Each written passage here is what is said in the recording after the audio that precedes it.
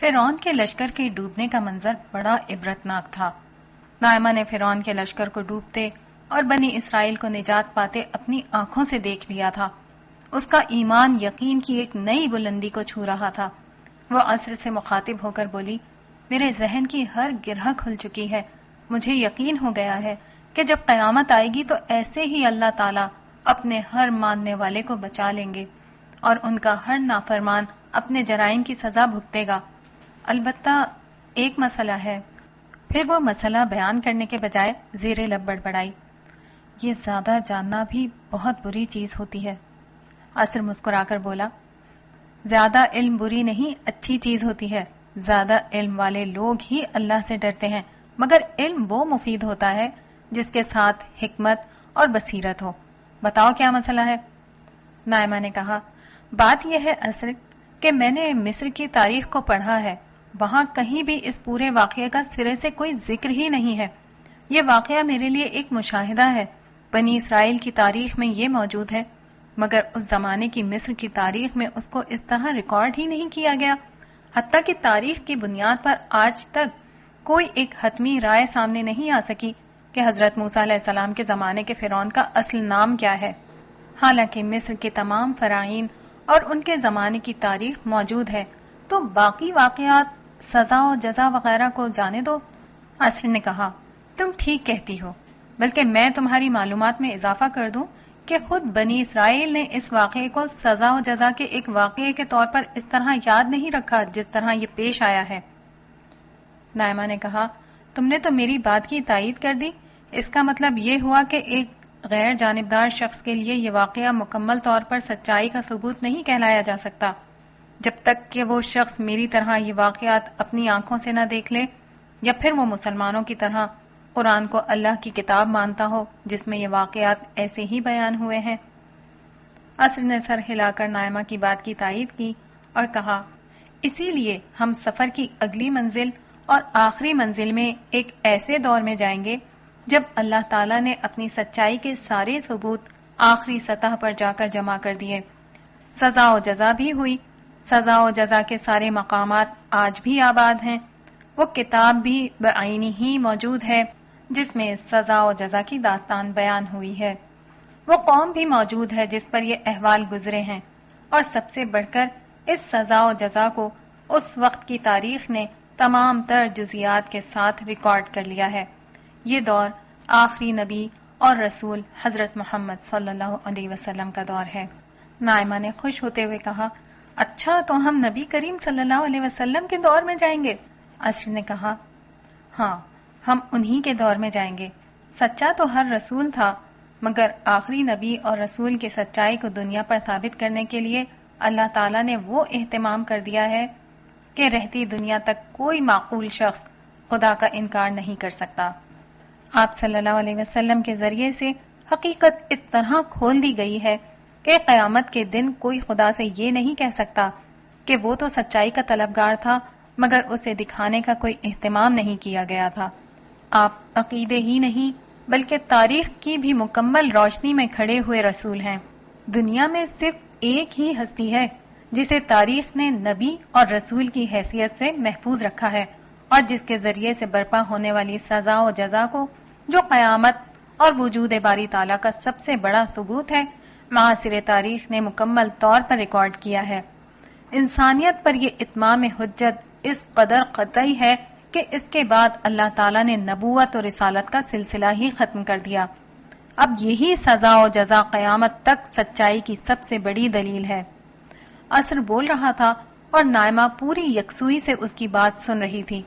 اب ہم مکہ جائیں گے، اس سرزمین پر جہاں انسانی تاریخ کا آخری اور سب سے بڑا معجزہ رونما ہوا، اور اس معجزے کو تا قیامت محفوظ کر دیا گیا تاکہ کوئی خدائے قدوس کی ذات اور اس کی ملاقات کا انکار نہ کر سکے، کوئی سچا انسان یہ نہ کہہ سکے کہ مجھے سچ کی طرف بلایا ہی نہیں گیا۔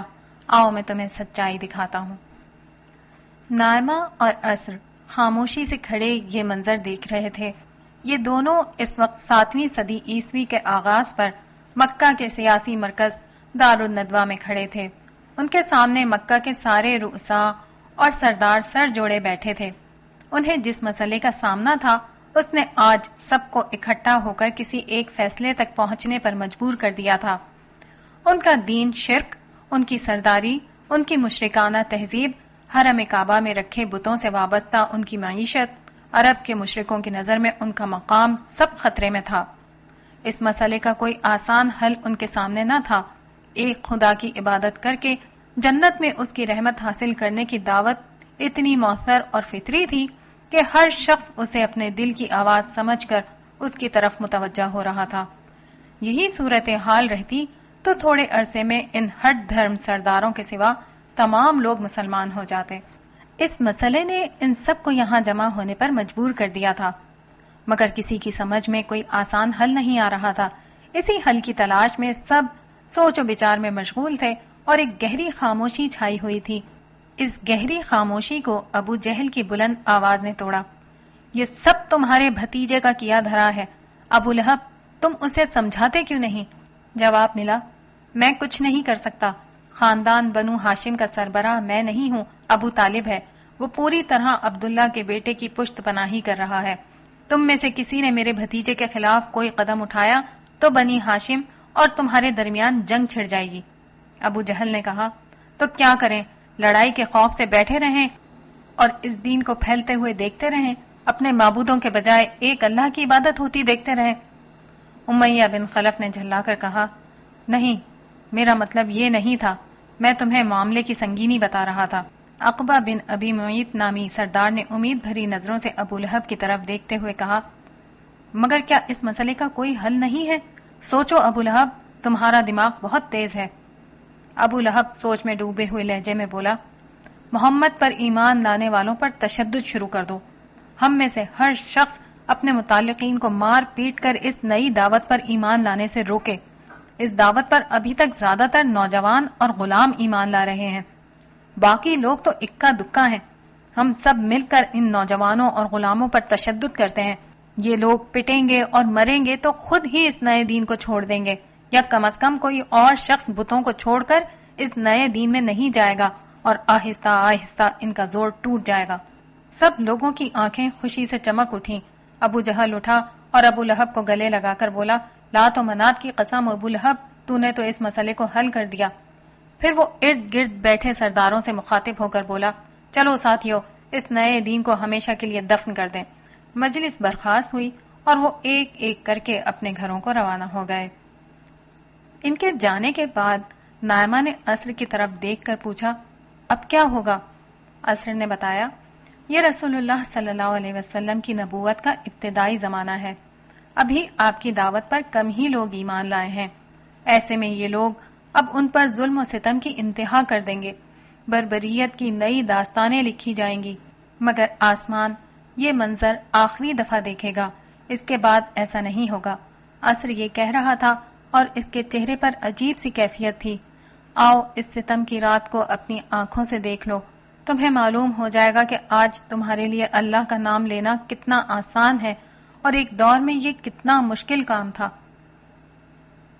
مکہ کی سرزمین جس کی حرمت نے ہمیشہ سے انسانوں کو امن بخشا تھا، اہل ایمان پر تنگ ہونے لگی۔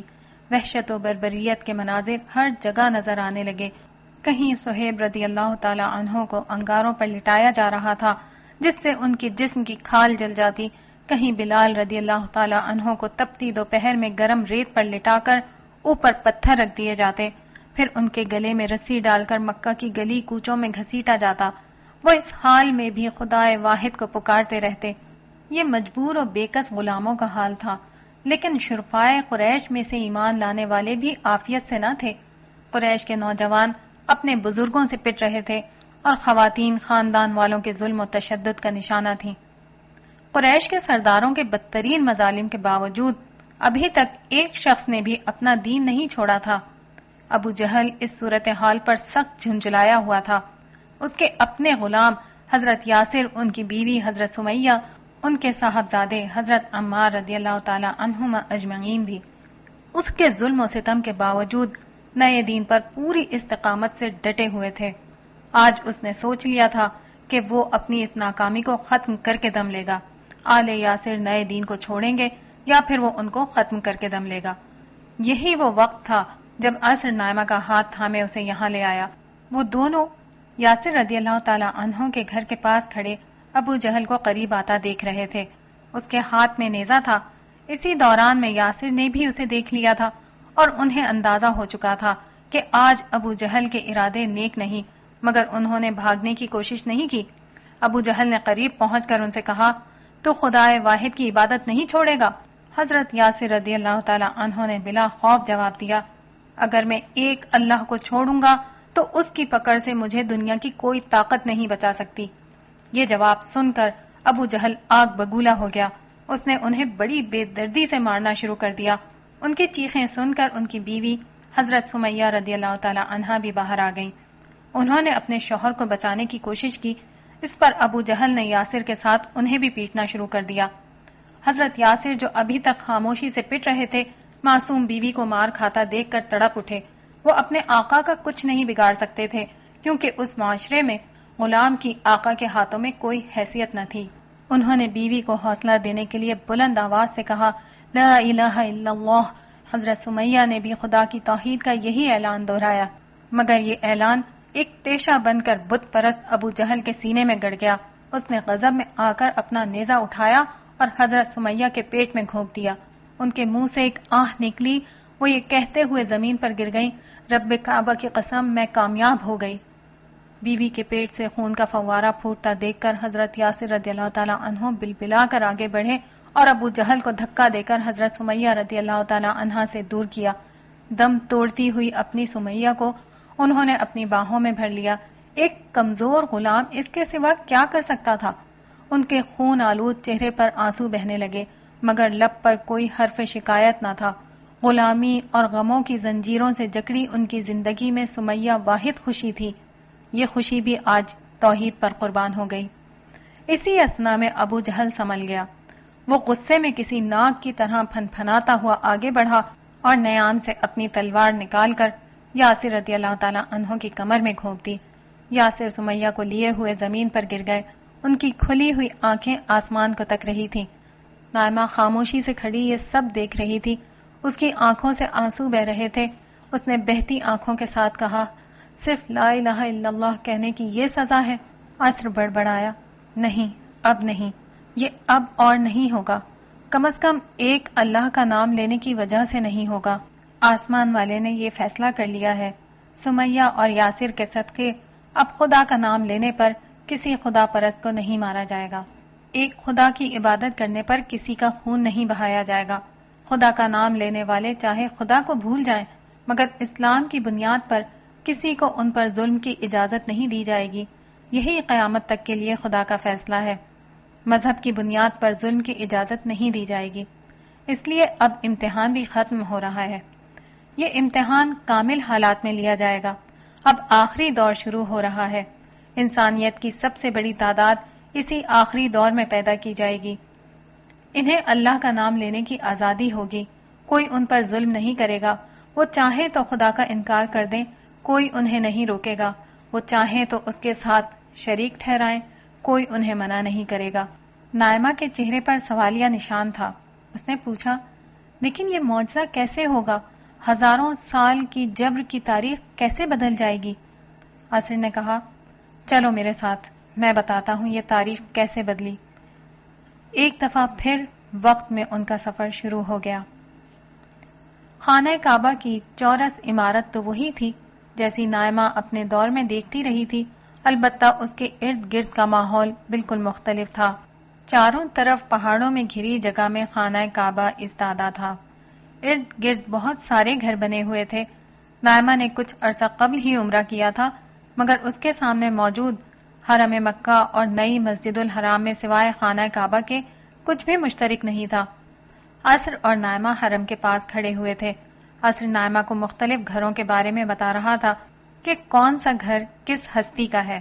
اس نے نائمہ کو ایک دلچسپ بات بتائی، تم دیکھو کہ ان لوگوں میں، بلکہ اسلام کی ابتدائی تاریخ کے تمام لوگوں میں سے سوائے ابو لہب اور صحابی رسول حضرت زید بن حارثہ رضی اللہ تعالی عنہ کے کسی کا نام قرآن میں نہیں آیا، لیکن تاریخ میں ہر شخص کا نام اور اس کے پورے حالات زندگی موجود ہیں۔ یہ ہے اس آخری سزا و جزا کی خصوصیت کہ اس کا مکمل ریکارڈ تاریخ میں موجود ہے۔ نائمہ نے پوچھا، اور قرآن میں؟ عصر نے کہا، قرآن تو ہے ہی اسی داستان کا ریکارڈ، مگر اس میں یہ داستان بھی ہے اور پچھلے رسولوں کی داستان اور سزا و جزا کی رودات بھی بیان ہوئی ہے، حق کی دعوت بھی ہے اور اس کے دلائل بھی، ساتھ میں نئے ایمان لانے والوں کے لیے شریعت بھی ہے، مگر بدقسمتی سے اس کا وہ معجزہ پوری طرح انسانیت کے سامنے نہیں ہے جس نے اسے ہمیشہ کے لیے ایک معجزہ بنا دیا ہے۔ نائمہ نے پوچھا، وہ معجزہ کیا ہے؟ عصر نے بتایا، یہی کہ قرآن مجید اس آخری سزا و جزا کے برپا ہونے کا نہ صرف مکمل ریکارڈ ہے، بلکہ اس سزا و جزا کے ظہور سے پہلے ہی اس نے بتا دیا تھا کہ یہ کب اور کیسے ہوگی۔ عصر یہاں تک ہی پہنچا تھا کہ نائمہ کو ایک انتہائی دل آویز صدا آنی شروع ہوئی۔ نائمہ کو معلوم تھا یہ قرآن مجید پڑھے جانے کی آواز تھی، مگر اس میں جو سوز، ترنم اور آہنگ تھا وہ اس نے زندگی میں نہیں سنا تھا۔ عصر نے کہا، آج تم قرآن کو خود صاحب قرآن کی آواز میں سن لو اور یہ بھی دیکھو کہ سزا و جزا کے ظہور سے پہلے اس کی پیش گوئی کیسے کر دی گئی تھی۔ عصر نے نائمہ کا ہاتھ تھاما اور حرم کے اس رخ پر لے گیا جو حتیم کے بالکل مخالف سمت تھا۔ وہاں پہنچ کر نائمہ نے دیکھا کہ ایک ہستی نماز میں بلند آواز سے قرآن مجید کی تلاوت کر رہی ہے۔ ان کی آواز نے وہاں موجود ہر شخص کو دم بخود کر دیا تھا۔ لوگ سحر زدہ سے محسوس ہوتے تھے، لگتا تھا کہ کسی نے انہیں مجبور کر دیا ہے کہ وہ اسی کلام کو سنیں۔ نائمہ کو یہ سمجھنے میں دقت نہیں ہوئی کہ یہ کون ہستی ہے اور کیا پڑھ رہی ہے، تاہم نائمہ کو عربی سمجھ نہیں آتی تھی۔ اس نے بے بسی سے عصر کی طرف دیکھا۔ عصر اس کا مطلب سمجھتے ہوئے مسکرایا اور بولا، رسول اللہ صلی اللہ علیہ وسلم قرآن مجید کی سورہ قمر کی تلاوت فرما رہے ہیں۔ اس کے ہاتھ کی گرفت نائمہ کے ہاتھ پر مضبوط ہو گئی۔ نائمہ کو محسوس ہوا کہ وہ قرآن کو سمجھنے لگی ہے۔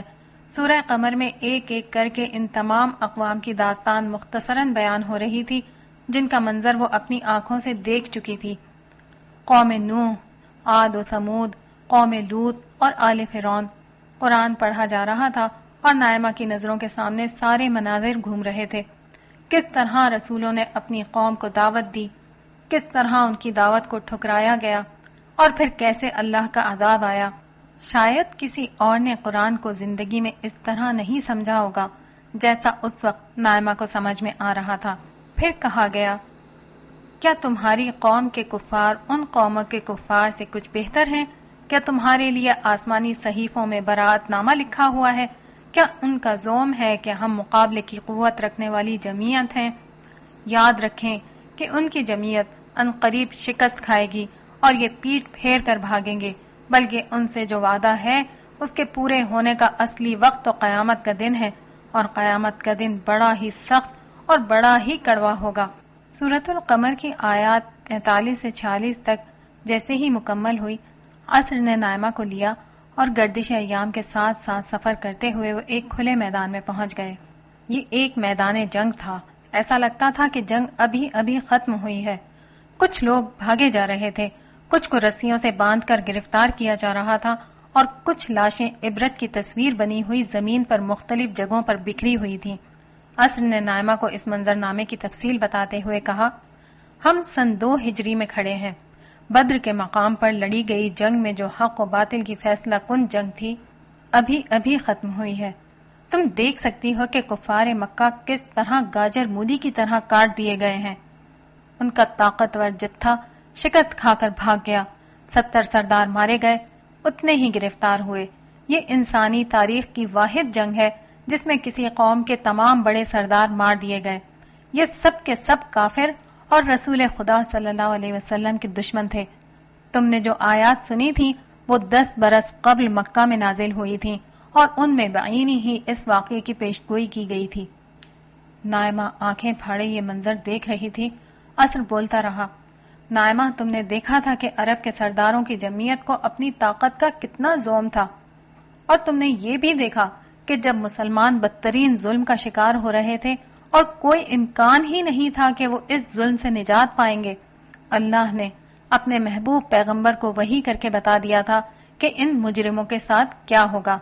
سورہ قمر میں اس پیش گوئی سے انہوں نے یہ بتایا تھا کہ پچھلی اقوام کے ساتھ ہم نے کیا کیا، پھر ٹھیک ٹھیک یہ بتا دیا کہ ان نئے مجرموں کو بھی اس انجام سے کوئی استثنا نہیں، بلکہ یہ شکست کھا کر بھاگیں گے۔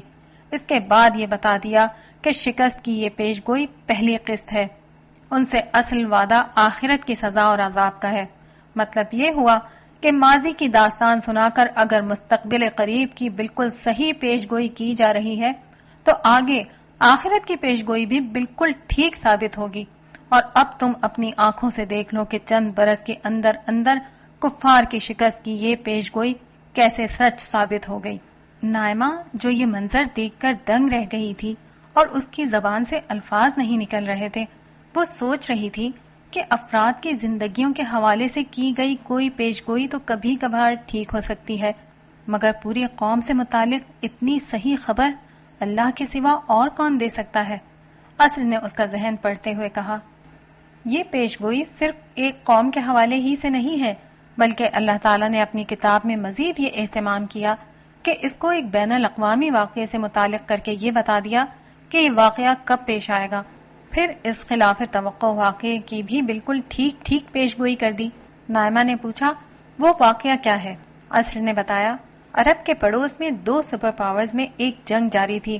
اس جنگ میں ایک طرف سلطنت روم کے مسیحی تھے اور دوسری طرف ایران کے آتش پرست مجوسی۔ عین اس وقت جب رومی یہ جنگ مکمل طور پر ہار چکے تھے، اللہ تعالیٰ نے یہ پیش گوئی فرما دی کہ رومی جو آج مغلوب ہیں ان قریب اس جنگ میں غالب ہوں گے، اور اسی وقت مسلمانوں کو بھی اللہ کی نصرت حاصل ہوگی اور وہ خوشیاں منائیں گے۔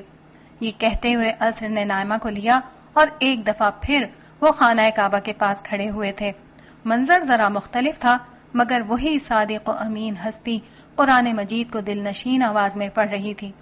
عصر نے نائمہ کی توجہ دلاتے ہوئے کہا، خود اپنے کانوں سے سنو کہ اس واقعے کے رونما ہونے سے 9 برس قبل کس طرح اس کی پیش گوئی کی جا رہی ہے۔ رومی پاس کے علاقے میں مغلوب ہوئے اور وہ اپنی مغلوبیت کے بعد عنقریب چند سالوں میں غالب آ جائیں گے۔ اللہ ہی کے حکم سے ہوا جو پہلے ہوا، اور اللہ ہی کے حکم سے ہوگا جو بعد میں ہوگا، اور اسی وقت اہل ایمان مسرور ہوں گے اللہ کی مدد سے۔ وہ جس کی چاہتا ہے مدد کرتا ہے، اور غالب و مہربان تو وہی ہے۔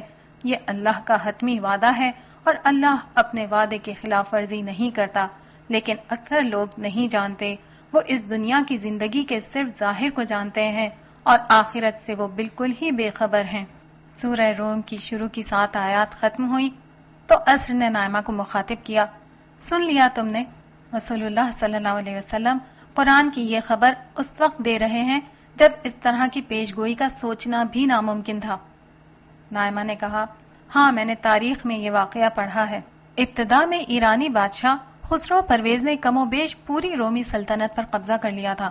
رومیوں کو مکمل شکست ہو چکی تھی، اس کا کوئی امکان نہیں تھا کہ وہ اس جنگ میں ایرانیوں کو شکست دے سکیں۔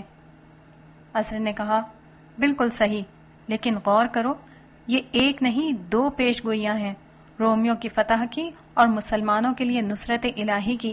چنانچہ جس وقت رومیوں کو فتح حاصل ہوئی، کم و بیش اسی زمانے میں جنگ بدر کا واقعہ پیش آیا، جب مسلمانوں نے نصرت الہی سے اپنے سے 3 گنا زیادہ بڑے لشکر کو عبرتناک شکست دی۔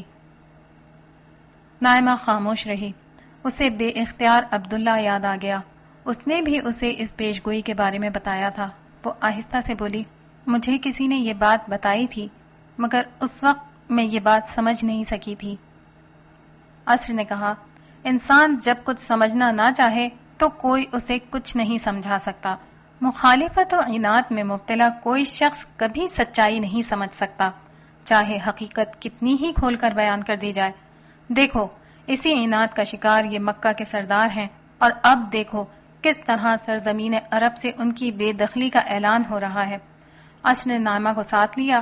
اس دفعہ صاحب قرآن ایک دوسری جگہ سے قرآن پڑھ رہے تھے، اور بے شک یہ اس سرزمین میں تمہارے قدم اکھاڑ دینے کے درپے ہیں تاکہ یہ تم کو یہاں سے نکال چھوڑے، اور اگر ایسا ہوا تو تمہارے بعد یہ بھی ٹکنے نہ پائیں گے۔ ہم نے تم سے پہلے اپنے جو رسول بھیجے ان کے باب میں ہماری سنت کو یاد رکھو، اور تم ہماری سنت میں کوئی تبدیلی نہیں پاؤ گے، اور دعا کرو کہ اے میرے رب مجھے داخل کر، عزت کا داخل کرنا اور مجھے نکال عزت کا نکالنا، اور مجھے خاص اپنے پاس سے مددگار قوت نصیب کر، اور اعلان کر دو کہ حق آ گیا اور باطل مٹ گیا، اور باطل نابود ہونے والی چیز ہے۔ سورہ بنی اسرائیل کی 76 سے 81 تک تلاوت ختم ہوئی تو عصر نے اس پر تبصرہ کیا، تم نے سن لیا کہ کیا کہا جا رہا ہے؟ یہ مکہ ہے جہاں مسلمان بدترین حالات میں گھرے ہوئے ہیں، ان کے لیے جان بچانا مشکل ہو چکا ہے، کفار ان کو مکہ سے نکالنے اور ان کے قتل کے در پہ ہیں۔ کوئی انسان زیادہ سے زیادہ حوصلہ کر کے یہ اندازہ کر سکتا ہے کہ کسی طرح یہ جان بچا کر یہاں سے نکل جائیں گے، لیکن اس قدر یقین کے ساتھ یہ بات کہنا کہ رسول کے نکالنے کے بعد یہ لوگ اس سرزمین میں نہ رہ پائیں گے، اور اس بات کو رسولوں کے باب میں ایک مستقل سنت اور طریقے کے طور پر پیش کرنا صرف اور صرف اللہ تعالیٰ کے لیے ممکن ہے۔ اس پر مستزاد یہ کہ ان حالات میں حق کے آنے اور باطل کے مٹ جانے کی پیش گوئی تو کوئی انسان کر ہی نہیں سکتا۔ آؤ اب دیکھو کہ ہجرت مدینہ کے صرف 8 برس کے اندر کس شان سے مکہ اور پورے عرب میں رسول اللہ صلی اللہ علیہ وسلم کا اقتدار قائم ہو گیا اور مشرکین عرب سے یہ سرزمین خالی ہو گئی۔ یہ کہتے ہوئے عصر نے نائمہ کو ساتھ لیا۔ ایک دفعہ پھر ایام و پہر بدلے۔ اس مرتبہ وہ دونوں مکہ سے باہر ایک بلند پہاڑ پر کھڑے تھے۔ اس پہاڑ سے ایک طرف شہر مکہ کے اندر کا منظر نظر آ رہا تھا اور دوسری طرف شہر سے باہر کا۔ نائمہ نے دیکھا کہ ہزاروں صحابہ کرام کا لشکر مکہ کے اندر داخل ہو رہا ہے۔ مکہ کے مکین جو کل تک مکہ کے بلکہ پورے عرب کے سردار تھے، آج خوفزدہ ہو کر اپنے گھروں میں چھپے ہوئے تھے۔ ظلم سہتے ہوئے مار کھانے والے مسلمان اپنے اونٹوں اور گھوڑوں پر سوار فاتحانہ انداز میں مکہ میں داخل ہو رہے تھے۔ مکہ فتح ہو چکا تھا۔ کفار میدان جنگ میں ہی نہیں، عقیدے کے میدان میں بھی ہمیشہ کے لیے ہار چکے تھے۔ عصر نے ایک طرف اشارہ کرتے ہوئے کہا، دیکھو دنیا کا سردار آ رہا ہے، مگر ان کی شان تو دیکھو، سر بلند ہونے کے بجائے جھکا ہوا ہے۔ نائمہ نے اس سمت دیکھا، ایک اونٹنی پر عرب و عجم کے سردار آ رہے ہیں۔ ان کا سر اللہ کی شکر گزاری اور اپنی عاجزی کے احساس سے اتنا جھکا ہوا ہے کہ پیشانی اونٹنی کی گردن کو چھو رہی تھی۔ عصر نے کہا، ان کی عظمت دیکھو کہ آج انہوں نے اپنے ہر دشمن کو معاف کر دیا ہے، کسی سے انتقام نہیں لیا سوائے اللہ کے دشمنوں کے۔ عصر کا اشارہ ان بتوں کی طرف تھا جن کو رسول اللہ صلی اللہ علیہ وسلم اپنی لاٹھی سے گرا رہے تھے۔ اس کے ساتھ ہی آپ صلی اللہ علیہ وسلم وہ جملے ارشاد فرما رہے تھے جو تھوڑی دیر قبل نائمہ نے سنے تھے، حق آ گیا اور باطل مٹ گیا، بے شک باطل ہے ہی مٹ جانے والا۔ نائمہ کی زبان سے بے اختیار نکلا، بے شک باطل مٹنے کے لیے ہی ہے۔ نائمہ بے خودی کے عالم میں یہ منظر دیکھ رہی تھی۔